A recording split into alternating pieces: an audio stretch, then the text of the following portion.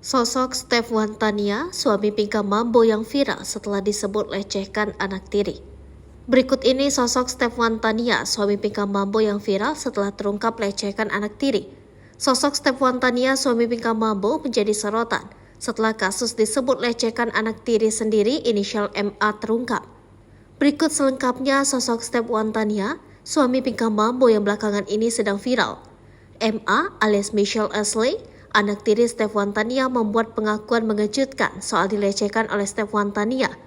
Semua dari cerita Michelle yang mengaku pernah mengalami pelecehan seksual dan dilakukan ayah tirinya, suami kedua Pinkan Mambo.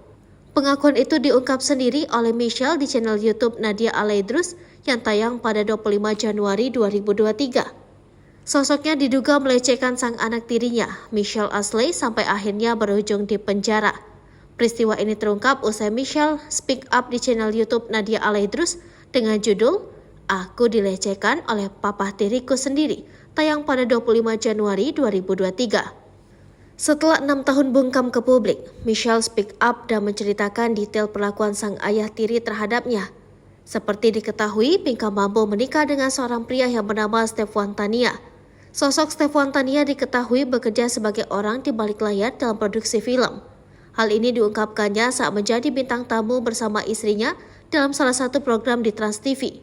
Mengulik tentang sosok Stefwan Tania, ternyata dikenal sebagai fotografer dan juga sutradara film. Pria yang kerap mengenakan kacamata ini memiliki talenta di industri perfilman. Melansir dari website indonesiafilmcenter.com, mantan suami ketiga Pinkan Mambo ini memiliki nama lengkap Stef R.R. Wantania. Kala itu, Stef membeberkan tanggapan soal pekerjaannya yang merupakan seorang sutradara. Ditelusuri Tribun News Ultra, Gangstan in Love adalah sebuah film garapan Stefwan Tania pada tahun 2020. Pernikahannya dengan Pinkan Mambo sempat menghebohkan publik. Stefwan Tania menikah dengan penyanyi Pinkan Mambo pada tahun 2013 silam.